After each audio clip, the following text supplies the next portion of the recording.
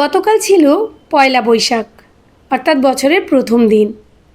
পয়লা বৈশাখ দিনটা এলে ছোটোবেলার কথা খুব মনে পড়ে।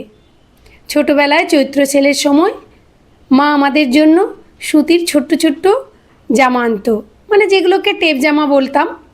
জানি না তোমরা এখন সেই জামাগুলোকে কি বলো।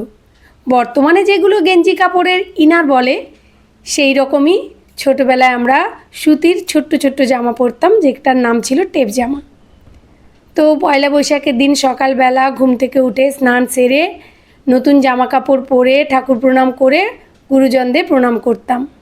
আর মা বাবাকে একটা কথা বলতে শুনতাম, আজকের দিনটা যেমন কাটাবে সারা বছরটা তোমার তেমনভাবে কাটবে। তাই খুব বেশি ওই দিন দুষ্টুমি করতাম না, মন দিয়ে পড়াশুনো করতাম আর সারা দিনটা খুব সুন্দরভাবে কাটাতাম। আর বিকেলবেলা হলে বিভিন্ন দোকানগুলোতে যেতাম, নতুন ক্যালেন্ডার মিষ্টির প্যাকেট নিয়ে বাড়ি ফিরতাম। খুব মজা করতাম। সেই দিনগুলো এখন আর পাই না। তবে হ্যাঁ, এখনকার দিনেও হালখাতা হয়, তবে ক্যালেন্ডার আর পাই না। ওই মিষ্টির প্যাকেটটা দেয়, দু একটা দোকানে যদিও ক্যালেন্ডার দেয়। তো আমরা এখন টাউনে থাকি, অনলাইন শপিং করি, তাই আর সেভাবে তো দোকানে যাওয়া হয় না। তাই সেইভাবে হালখাতার বিল মেটাতেও যাওয়া হয় না, মিষ্টির প্যাকেটও পাওয়া হয় না। তো যাই হোক, নববর্ষের দিন সকালবেলা স্নান সেরে প্রথমেই চলে গিয়েছিলাম ঠাকুর ঘরে। প্রত্যেক বছর পয়লা বৈশাখে আমরা নতুন জামা কাপড় পরি। এবছর ভেবে রেখেছিলাম ঠাকুর ঘরে কিছু জিনিসপত্র কিনে এনে সুন্দর করে ডেকোরেশন করব। তার জন্য কিছু জিনিস এনেও রেখেছিলাম। প্রত্যেকবারের মতো এবছরও দোকান থেকে ফল ফুল মিষ্টি কিনে এনে ঠাকুর পুজো সারলাম। তবে রোজকার সেই বাতাসা নকুলদানা দিয়ে পুজো করতে করতে আর ভালো লাগছিল না।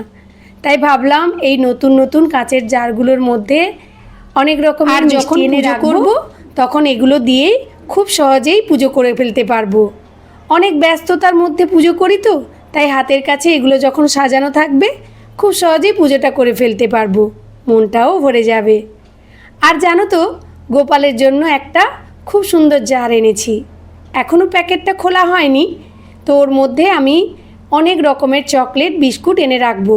সন্ধেবেলায় গোপালকে পুজো দেওয়ার সময় দেব, বেশ ভালো লাগবে। শুধু ওই বড় জারটা নয়, আরও 3খানা ছোট ছোট জার কেনা আছে, যার মধ্যে আমন্ড কাজু কিশমিশ এগুলোও রেখে দেব। ঠাকুর পুজোর সময় একটু একটু করে দিলে বেশ ভালো লাগবে।